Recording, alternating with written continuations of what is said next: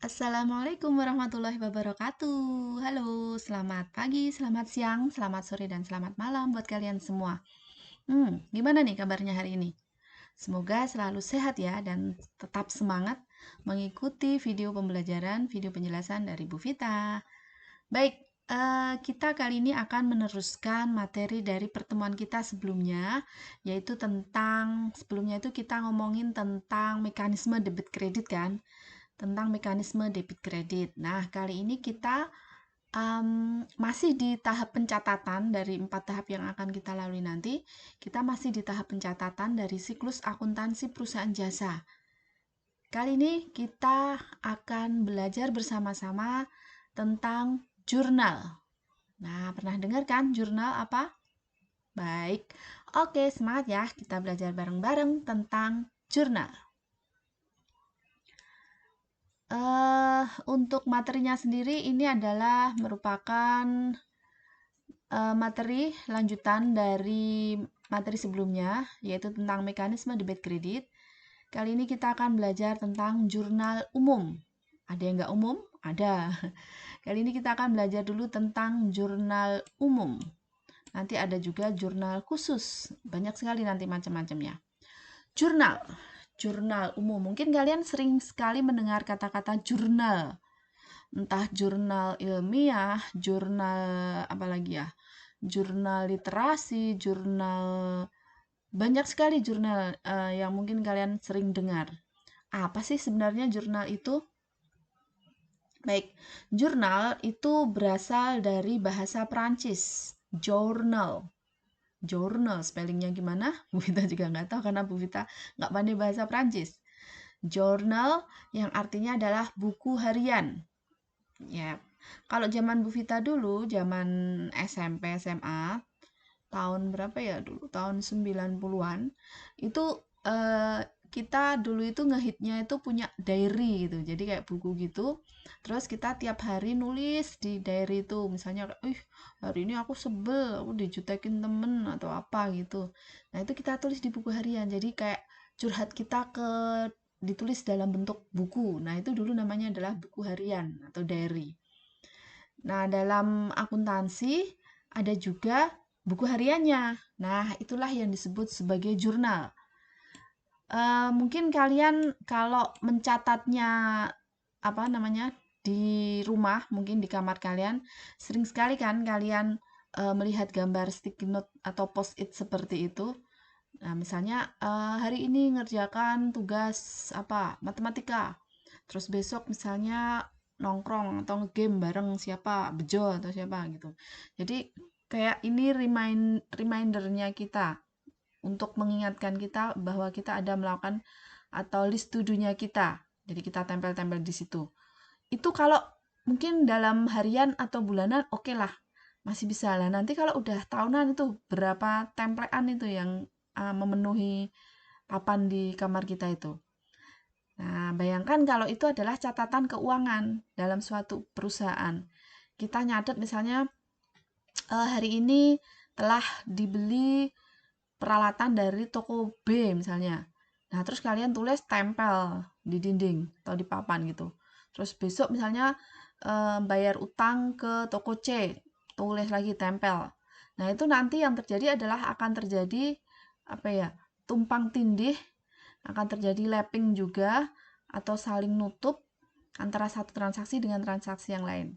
Sehingga untuk yang post-it atau note seperti ini ya bagus sih warna-warni colorful gitu, cuma nanti pas saat ada apa ya eh, kayak mengkonfirmasi gitu misalnya, oh hari kemarin itu kayaknya kita utang ya ke toko ini, coba dong utangnya berapa. Nah, kalian kan nyarinya nanti susah karena apa, tempel-tempel-tempel gitu. Nah, jadinya kita harus membuat suatu catatan yang rapih, yang bagus, yang berisi transaksi keuangan, dan nantinya akan digunakan untuk pembuatan laporan keuangan. Baik, pengertiannya. Jurnal itu adalah suatu buku harian. Bentar. Jurnal itu adalah sebuah buku harian yang digunakan untuk mencatat semua transaksi-transaksi dalam perusahaan secara sistematis. Jadi dia buku harian digunakan untuk mencatat. Mencatat apa? Karena kita belajarnya akuntansi berarti mencatat transaksi-transaksi dalam perusahaan secara sistematis. Apa artinya sistematis? Sistematis dan kronologis. Artinya apa? Sistematis dan kronologis. Sistematis. Sistematis itu ya menurut sistem. Jadi dia ada aturan-aturannya, ada tata caranya. Secara sistem itu ada tata caranya. Dan kronologis. Kronologis itu artinya mencatatnya itu sesuai urutan waktu. Jadi sesuai urutan waktu.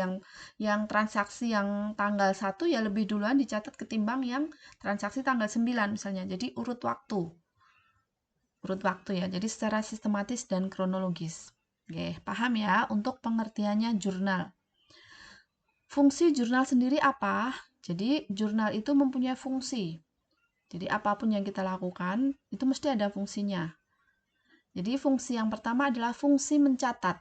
Jurnal itu yang jelas tadi kan untuk mencatat kayak buku harian gitu ya. Berarti fungsi yang pertama adalah fungsi mencatat. Jelas tadi apa yang dicatat adalah transaksi keuangan. Jadi dicatat. Nah, baik transaksi yang internal maupun yang eksternal. Maksudnya gimana nih transaksi internal, transaksi eksternal?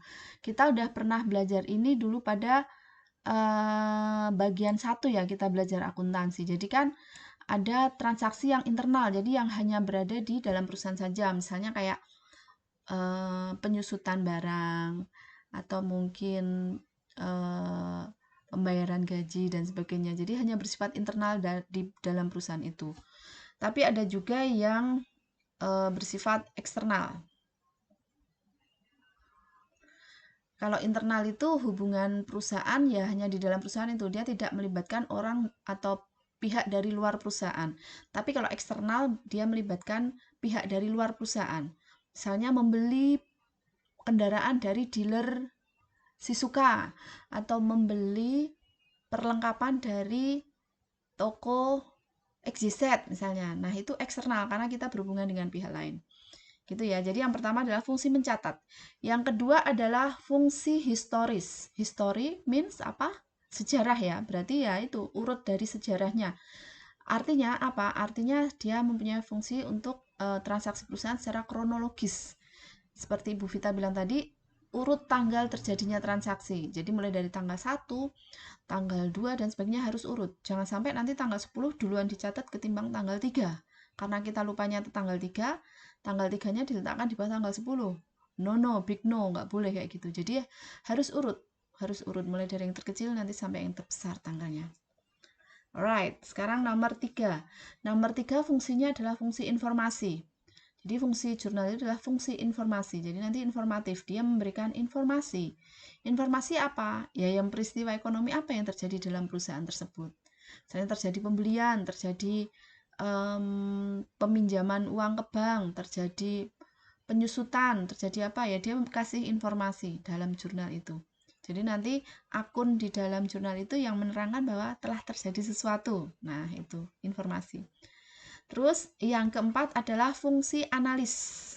Fungsi analis berarti dia menganalisis. Menganalisis jelas ini. Jadi sebenarnya poinnya di sini nih. Analisis transaksi mana yang dicatat di sisi debit dan transaksi mana yang dicatat di sisi kredit. Kemarin kita sudah sempat warming up sisi debit kredit dengan mekanisme debit kredit kemarin ya. Nanti kita ulang kembali. Dan yang terakhir adalah fungsi instruksi. Waduh, instruksi berarti kasih perintah ya. Kasih perintah untuk apa? Kasih perintah atau memerintah untuk melakukan pencatatan next step atau tahap selanjutnya. Apa toh? Oh, setelah habis jurnal ini berarti perlu di posting atau dimasukkan dalam buku besar. Jadi dia ada fungsi memerintah, secara tidak langsung ada fungsi memerintah. Itu adalah fungsi-fungsi jurnal. Baik, paham ya. Nah, sekarang apa sih yang harus diperhatikan sebelum kita bikin jurnal atau catatan harian tadi? Ya jelas, yang pertama adalah kita harus tahu akun apa saja yang dipengaruhi oleh sebuah transaksi. Misal, Bu Vita kasih contoh, dibeli, Misalnya dibeli perlengkapan berapa, misalnya 500.000 ya, dibeli perlengkapan 500.000 secara tunai. Nah, kita harus bisa nih sebelum bikin jurnal, kita lihat overview sebentar transaksi ini. Ini ngaruhnya apa saja toh? Transaksi ini tuh berpengaruh ke apa saja. Nah, kalau di transaksi ini apa yang terpengaruh? Membeli perlengkapan atau dibeli perlengkapan.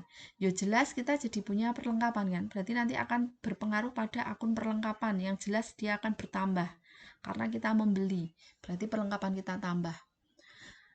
Terus apalagi nih? Kan itu baru satu sisi. Padahal kan debit kredit harus balance kan, harus seimbang. Akuntansi itu kan masalah balance atau keseimbangan.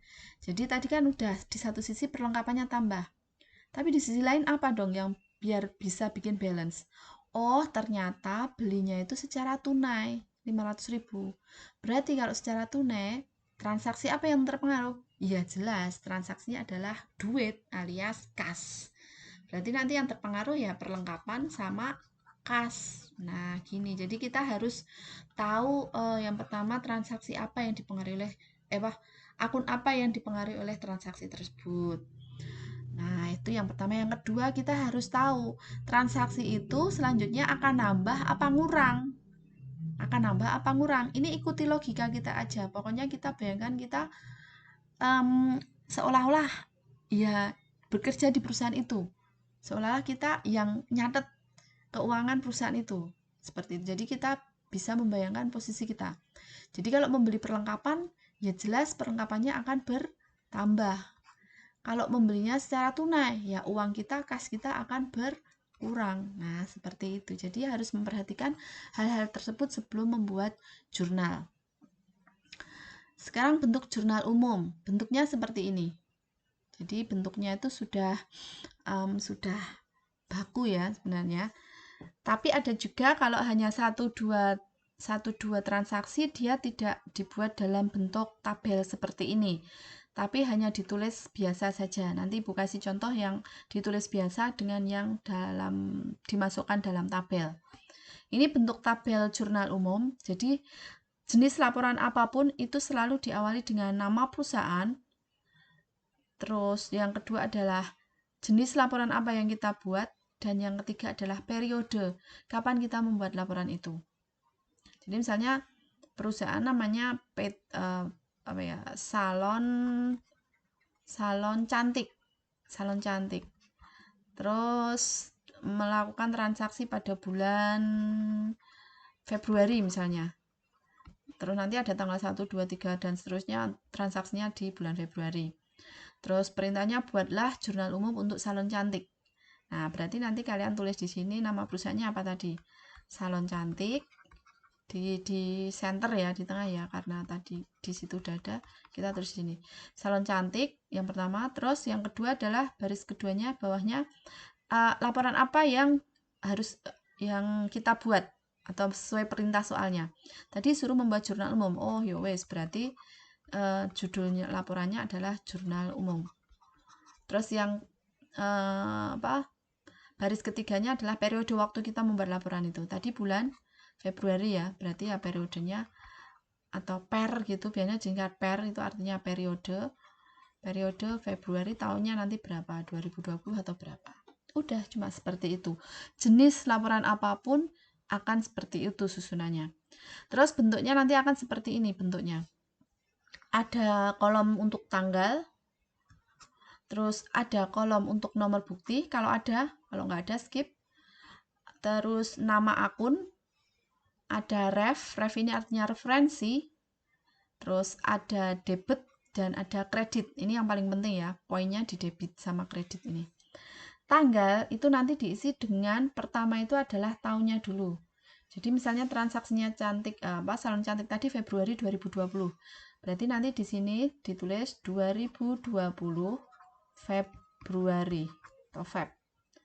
Nah, terus ini nanti diisi tanggalnya. Ini seandainya ini enggak ada ya nomornya ini untuk memudahkan saja. Misalnya di sini aja deh. Misalnya tanggal 1 transaksinya apa? Kalau nggak ada bukti ya coret aja. Kalau ada bukti ditulis misalnya OA 132 atau berapa, tergantung transaksinya ada bukti atau enggak. Kalau enggak ada ya skip saja. Nah, nama akun nanti dia diisi jurnalnya itu tadi. Nanti tak kasih contoh bagaimana kita cara mengisi jurnal itu. Ref itu artinya referensi. Referensi ini diisi pada saat kita sudah masuk di proses setelah jurnal. Proses setelah jurnal itu adalah posting. Jadi ini kayak checklistnya. Ini udah kita posting. Oh, nanti di sini dikasih nomor. Misalnya kas ya berarti satu berapa. Misalnya kas harta lancar ya berarti 111 misalnya. Itu nanti kita checklist di sini setelah kita masuk ke tahap posting. Nah, jadi kayak checklist yang menentukan bahwa itu sudah kita masukkan ke dalam tabel posting seperti itu ya. Terus itu bentuknya sudah. Nah, sekarang kita latihan langsung saja ya biar cepet. Kita kemarin sudah belajar tentang mekanisme debit kredit, ya kan? Kita ulang sekali lagi untuk yang mekanisme debit kredit. Karena nanti awal mula jurnal itu dari sini. Kan jurnal itu penempatan transaksi keuangan ke dalam debit sama kredit. Debit or debit ya sama ya. Debit sama kredit. Penempatan seperti itu. Nah, jadi kita harus tahu mana yang ada di debit, mana yang ada di kredit. Kemarin sudah kita belajar bareng-bareng bahwa yang ada di debit itu adalah harta sama beban, ya kan? Harta sama beban.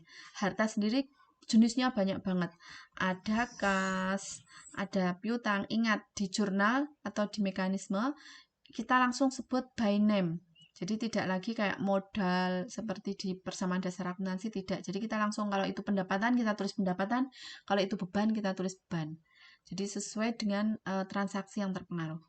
Ada kas, ada piutang, ada perlengkapan, apalagi peralatan, dan banyak sekali anak pinak dari harta ini, dan seterusnya ya. Terus yang di debit itu adalah harta sama beban. Ini berada di posisi D. Terus yang berada di posisi kredit itu adalah utang, modal, dan pendapatan. Ini berada di sisi kredit. Baik, sekarang kita coba mengerjakan berapa contoh. 3 contoh untuk mekanisme debit kredit. Karena ini nanti akan digunakan selanjutnya pada saat mencatat jurnal umum. Contoh yang pertama. Diterima pendapatan jasa dari pelanggan. Ingat, kita ngikutin alur soal saja ya. Diterima. Diterima berarti di tangan kita ada apa? Di tangan adminnya ada kas, bener banget. Kasnya karena diterima berarti kasnya bertambah. Ya kan? Kas bertambah. Senilai berapa? 500 juta. 500 ribu, maaf. Terus kas bertambah itu di sisi mana? Kas tambah, ingat, kas itu adalah masuk ke harta. Berarti karena harta, berarti kalau bertambah, dia ada di, ada di debit. Berarti sini di debit. Terus, kreditnya apa, Bu? Ya, kasnya nambah karena ada apa? Diterima pendapatan jasa. So, ini pendapatan jasa. P, pendapatan jasa bertambah, berarti dicatat di sisi kredit. Berarti pendapatan jasa bertambah di kredit senilai 500.000. Nah, seperti ini kan. Kemarin kita belajar debit kredit. Ini jika langsung akan kita masukkan ke dalam jurnal, tadi kan Bu Vita bilang ada yang masuk ke dalam tabel seperti ini. Tabel yang Bu Vita bilang tadi, yang mana tadi? Yang ini, dalam tabel seperti ini. Bisa juga misalnya transaksinya kan ini hanya 3 ya. Transaksinya hanya 3, kita tulis saja. Menulisnya jurnal umumnya seperti ini. Kas, kiri, pendapatan agak bawah, tab sedikit ke kanan. Jadi agak disepasi ke kanan. Jadi pendapatan jasa, seperti ini nulisnya. Sini senilai 500.000, dan di kredit senilai 500.000 juga harus balance. Jadi means ini adalah debit dan ini adalah kredit. Jadi misalnya ini mau tak tulis dalam tabel kan seperti ini. Tapi karena kita nulisnya hanya untuk satu transaksi, ya DK-nya nggak usah kita tulis. Gitu ya. Terus ini biasanya dikasih tanda seperti ini, bahwa kita udah mengerjakan jurnal umum ini. Nah, cuma seperti itu. Jadi debit itu letaknya di kiri atas. Harus itu. Terus kredit itu di bawah kanan. Nggak boleh kalian misalnya nulisnya gini. Pendapatan jasa di kredit. Pendapatan jasa di kredit. Kasnya di debit. Ini yo oke bener ini di kiri ya, ini di kanan. Cuma dia nggak bener karena apa? Yang debit itu harus di atas kiri. Atas kiri. Dan pendapatan jasa di bawah kanan. Ingat ya, atas kiri bawah kanan. Ini benar tapi nggak benar ya. Ini benar nggak benar. Oke, ini di kanan sama, cuma dia nggak benar karena apa ya? Kodratnya debit itu di atas kiri. Kredit di bawah kanan. Debit itu di atas kiri atau kiri atas ya, kiri atas saja ya. Kiri atas. Dan kredit itu ada di kanan bawah. Oke, ini selalu diingat nih. Debit di kiri atas dan kredit di kanan bawah. Nah, jadi kalau seperti ini tidak tepat. Baik, sekarang yang kedua. Dibeli perlengkapan kantor. Kita mekanismekan ke debit kredit dulu. Dibeli perlengkapan kantor. Kalau tidak ada keterangan tunai atau kredit, berarti dia yes, betul. Dia adalah secara tunai. Karena kalau kredit pasti ditulis di sini. Dibeli perlengkapan, berarti kita jadi mempunyai perlengkapan. Betul, perlengkapan kita bertambah. Senilai 1.500.000 tunai. Berarti karena tunai, belinya pakai apa? Pakai uang kan? Berarti kas berkurang. Baik. Perlengkapan bertambah di sisi mana? Ingat, kalau kas bertambah di D ya. Kas tambah di D. Nanti K-nya mengikuti dia itu lawan soalnya apa. Jadi kasnya bertambah karena ada apa. Sebaliknya, kas berkurang itu taruh di kredit. Nah, debitnya apa? Ya nanti tergantung soalnya itu apa. Nah, ini untuk rumus agak cepatnya ini. Jadi kalau kas berkurang kan di kredit. Berarti otomatis perlengkapan bertambah di debit kan. Sesuai juga dengan rumus ini. Perlengkapan itu adalah harta. Berarti kalau bertambah ya benar di debit. Kas, belinya pakai kas. Harta juga atau kas itu. Nah ini, kas kan harta juga. Berarti kalau bertambah di debit, berarti kalau berkurang, iya sebaliknya dia ada di kredit. Nah, jadi seperti itu. Kalau ditulis dalam bentuk jurnal, nanti akan menjadi harus ingat yang di D yang di atas ya. Sini berarti perlengkapan. Sini adalah perlengkapan. Dan sini adalah agak bawah kanan ya. Dan sini adalah kas. Senilai 1.500.000. Ini debitnya. Terus ini kreditnya. Udah cuma seperti itu. Selesai. Yang ketiga coba kita langsung bikin ke dalam jurnalnya ya. Nggak usah ke mekanisme debit kredit dulu. Bayar listrik, telepon, air. Ini jadi satu. Bayar listrik, telepon, air. Bayar itu pakai apa? Pakai uang kan? Berarti apa kita yang berkurang? Kas. Betul, kas berkurang tadi di mana? Kas berkurang di bawah atau di kredit. Kas berkurang di bawah atau di kredit. Kita tulis dulu agak menjorok ke sini. Kita kasih bantuan ini ya. Jadi kasnya di bawah kanan. Nah, terus ini apa dong yang di atas ini? Ya berkurangnya karena apa kas itu? Ya karena untuk membayar ini, listrik, telepon, air. Ingat apa? Bayar-bayar? Yes, betul banget. Beban. Karena dia 3, ya tulis aja. Beban listrik, telepon, dan air. Oh, ini berarti agak kurang ke kanan ya kasnya. Ya. Ini kasnya di sinilah. Oke, senilai berapa? 750.000. Ya, selesai. Seperti itu. Nah, sekarang kita akan latihan yang lebih banyak lagi dalam memasukkan jurnal umum ke dalam tabel ya. Kalau sekarang ke dalam tabel. Kalau tadi kan satu-satu seperti ini, one by one. Selain tidak rapi, ini juga nanti kalau untuk apa ya? Untuk pelaporan agak kurang kurang kurang rapi itu tadi. Seharusnya dimasukkan di dalam tabel seperti ini. Jadi nanti bisa dilihat dia itu pengaruhnya dan juga pokoknya bisa dilihat secara visual itu bagus dan benar. Jadi bisa lebih dilihat lagi. Nah, seperti itu. Sekarang kita bikin contoh untuk ini, latihan ini. Ya, jadi kita bikin untuk latihan ini.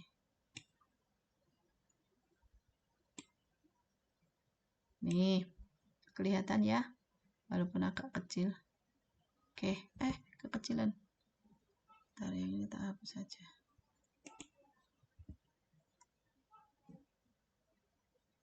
Nah, kayaknya cukup nih segini. Nah, jadi misalnya ini latihan soal yuk, ayo. Nah, pada bulan Juli 2020 Tuan Desra mendirikan usaha bengkel jas sepeda motor dengan nama Atnoh Motor. Transaksi keuangannya terjadi selama bulan Juli, bla bla bla. Ada 1 sampai 31 transaksi. Berarti 1 bulan penuh nih. Diminta catatlah transaksi bengkel Atnoh Motor dalam jurnal umum. Nah, berarti kita bikin tabel kan, seperti yang tadi Ibu terangin di depan. Tabelnya kan seperti ini. Ada tanggal, nama akun, ref, debit, dan kredit. Nah, ayo paling atas tadi apa identitasnya? Bener banget. Ini adalah nama perusahaannya. Tadi apa? Atnoh Motor ya. Ayo toh, bengkel Atnoh Motor. Oh, dengan nama Atnoh Motor ya. Berarti sini adalah Atnoh Motor. Kita tulis saja. Atnoh dibalik jadi enggak ya. Atnoh Motor. Terus kita bikin namanya jurnal umum. Periodenya kapan tadi? Periodenya adalah Juli. Berarti per Juli 2020. Ya kan? Yes, betul. Nah, saya biar nggak nulis rupiah berkali-kali di dalam kolom debit dan kredit, saya membuat apa ya, kayak excuse gitu, biar nulisnya saya langsung ke angka nanti. Tapi di sini harus dikasih tulisan dalam rupiah. Sehingga nanti di sini saya tidak perlu menulis RP seperti itu. Agak menghemat ceritanya, menghemat tenaga ya. Saving energy. Nah, seperti ini nanti judulnya. Terus sekarang kita mulai latihan dari yang tanggal pertama. Nanti kita mungkin latihan 5 soal. Nah, nanti yang selanjutnya kalian teruskan sendiri ya untuk latihan. Tanggal 1. Tanggal 1. Wait. Yes, tanggal 1 ya ini. Tuan Desra menyetorkan uang tunai. Menyetorkan uang tunai 8.500.000. Perlengkapan 3.250. Peralatan 6.250. Dan sepeda motor 20.750.000. Wah, yang dia setorkan banyak banget ya. Ada berapa tadi? Ada berapa akun? Ayo. Ada 1, ada 2, ada 3. Nah, ada 4 akun nih yang dia setorkan si Tuan Desra ke dalam bengkel itu untuk investasi awalnya.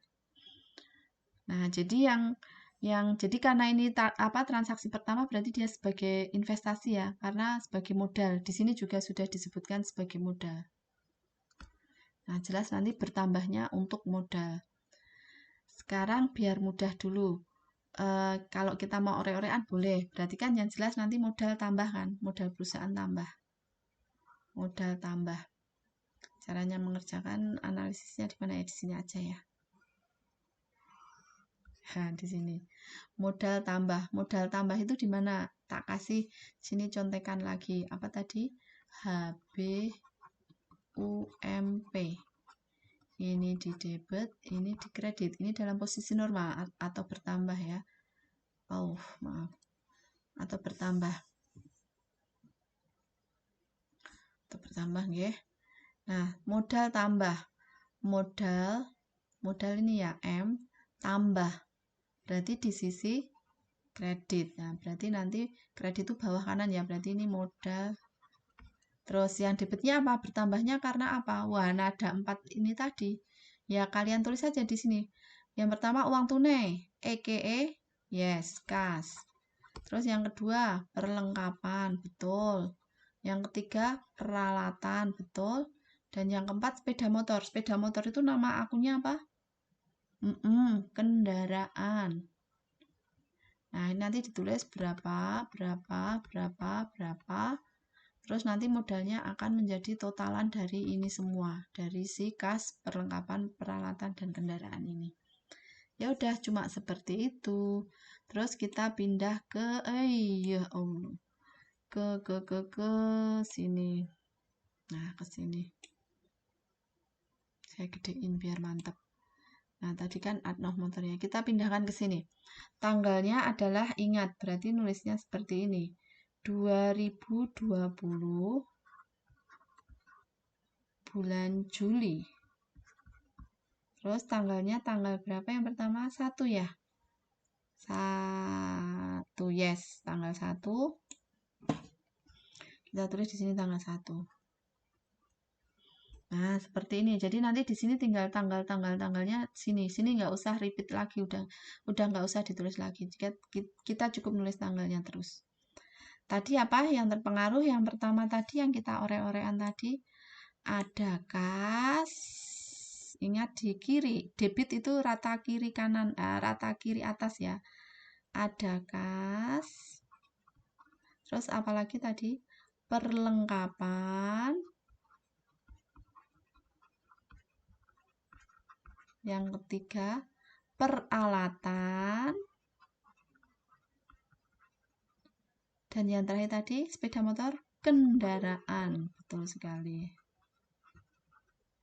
Terus yang berada di sebelah kredit adalah modal. Nah, seperti ini. Agak nggak rapi sih, apa-apa. Refnya kita skip dulu karena kita kan belum mau posting. Nah, terus debitnya berapa? Tadi uangnya 8.500.000. Nah, berarti kita tulis.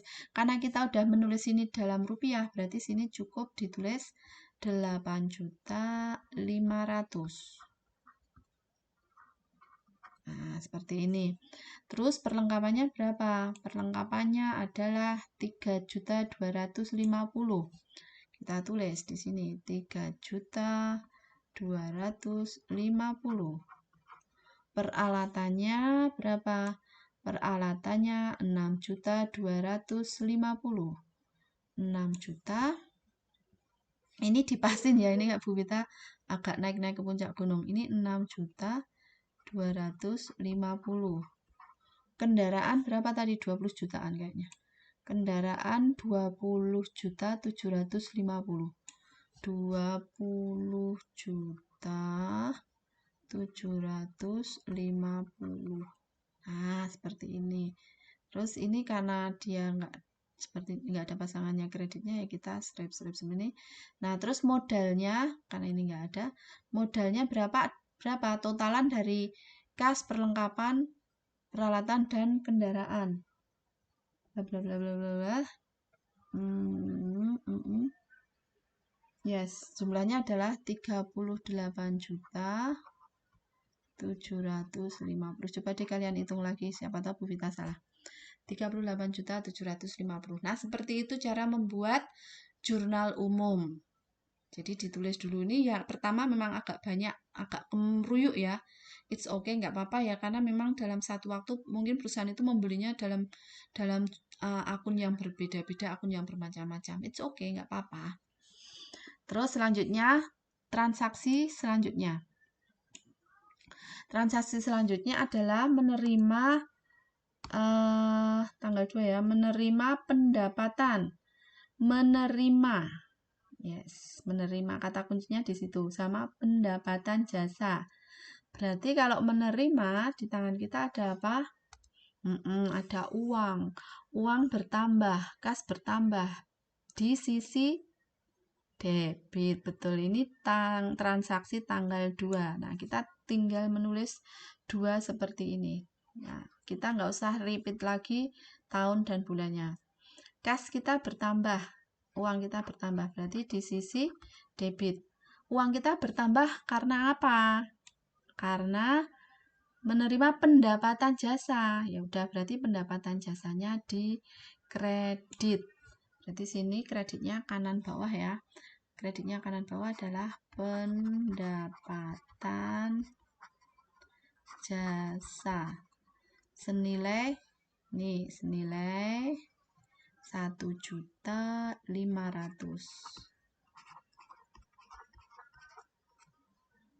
1.500.000. Kreditnya berarti pendapatan jasanya yang 1.500.000. Nah, seperti itu untuk yang nomor 2. Sekarang semoga bisa dipahami ya. Gampang kok ini. Yang nomor 3. Membeli perlengkapan. Berarti tentu saja yang bertambah adalah perlengkapan. Yang lawannya apa? Lawannya adalah secara tunai. Secara tunai berarti pakai uang. Berarti kasnya kalau membeli bertambah apa berkurang? Ya jelas berkurang loh untuk membeli kok ya. Jadi membeli perlengkapan secara tunai berarti kas kita berkurang. Kas berkurang ada di bawah, betul, ada di kredit. Nah, kas kita berkurang tanggal 3 ya, ini tadi. Tanggal 4 ternyata. Ya, tanggal 3-nya mungkin dia nggak ada transaksi. Tanggal 4, maaf. Tanggal 4. Berarti kita di sini menulisnya tanggal 4. Nah, terus kita tulis. Tadi apa? Membeli perlengkapan tunai 400.000. Berarti kas kita yang di kredit di bawah ya. Terus kas kita di kredit karena apa? Ya karena kita membeli perlengkapan. Berarti perlengkapan kita yang bertambah. Perlengkapan. Nah, terus kita masukkan 400.000-nya di sini. Perlengkapannya bertambah 400.000 dan kasnya juga bertambah 400.000. Seperti itu. Bisa dipahami? Semoga bisa. Untuk yang nomor 6, 9, tanggal 6, 9, dan seterusnya nanti bisa untuk latihan ya, di rumah ya. Oh, oke, yo. Baik, tanggal 6 kita kerjakan dulu. Tadi kan Bu Vita bilangnya 5 transaksi ya. Wah, mau dapat bonus aja nih Bu Vita nih. Baik, tanggal 6. Membeli peralatan. Membeli peralatan tentu saja nanti tambahnya peralatan. Baru dibayar tunai. Berarti ini yang ngurangi pakai uang, pakai kas. Sisanya dibayar bulan depan. Oh, berarti beli barangnya 1.400.000, tapi di cashnya atau baru dibayarnya 700. Berarti kita punya apa? Membeli sekian, baru bayar sekian. Berarti kita punya utang. Berarti kita punya utang. Mau diorek-orek dulu mungkin biar untuk memudahkan ya. Membeli peralatan berarti peralatan tambah ya. Ini peralatan bertambah. Peralatan tambah, harta tambah di debit, betul. Baru dibayar berarti pakai uang ya, berarti kas. Kas berkurang di kredit. Dan sisanya akan dibayar bulan depan, berarti kita punya utang, berarti utang kita bertambah. Utang bertambah di mana? Yuk, ingat, HBUMP. Utang bertambah ya jelas berarti di kredit. Nah, ya wes kita pindah yang D sama yang K-nya jadi satu alignment ya, satu paragraf gitu ya. Ini adalah di tanggal 6. Tanggal 6. Kita tulis saja tanggal 6. Tadi apa? Membeli peralatan ya. Peralatannya tadi di debit. Terus bayarnya baru separuh, berarti kita punya utangnya di kredit tadi. Yes, nulisnya seperti itu. Terus senilai berapa tadi? barangnya 1.400.000 baru dibayar 700, berarti punya utang berapa? Punya utang 700. Ini peralatannya belinya sekian, terus kasnya berkurang 700 untuk bayar tadi, terus kita jadi punya utang juga 700. Nah, seperti itu. Oh iya, Bu Vita tadi janji 5 transaksi. Maaf. Satu transaksi lagi. Tanggal 9. Tanggal 9, Tuan Disra memperoleh pinjaman dari bank atas permohonan kredit usaha mikro sebesar 6 juta. Berarti kita kalau ke bank ngutang, berarti di tangan kita ada apa? Di tangan kita ya jelas ada uang kan, walaupun uangnya itu hasilnya dari ngutang. It's okay, nggak apa-apa, karena perusahaan untuk besar mungkin juga perlu utang juga. Tidak harus dari investasi pemilik terus. Untuk lebih besar ya harus utang itu tadi. Berarti uang kita tambah dulu ya. Uang kita bertambah, jelas uang bertambah di D, ke bank, memperoleh pinjaman dari bank. Berarti utang bank ya ini, utang bank bertambah. Ya, karena kita utang kita tambah nih di sini utang tambah berarti di kredit. Dah, sekarang kita orek-oreknya kita pindah ke jurnal. 6 juta ya, berarti tanggal 9. Tanggal 9 berarti uang kita bertambah, tapi utang kita juga bertambah. Nah, terus senilai berapa? Senilai 6 juta rupiah. Di sini kita tulis kasnya 6 juta. Terus utangnya juga 6 juta. Ya, seperti itu cara memasukkan transaksi ke dalam jurnal umum. Oke, bisa dipahami? Semoga bisa. Alhamdulillah. Baik, jangan lupa terus latihan. Semoga apa yang Ibu sampaikan bisa bermanfaat dan semoga kalian juga selalu dalam keadaan sehat, jaga selalu kondisinya karena musimnya juga lagi kayak gini. Pokoknya sehat terus dan jangan lupa belajar. Latihan terus. Semangat. Ibu akhiri. Billahi taufiq wal hidayah. Assalamualaikum warahmatullahi wabarakatuh. Bye-bye.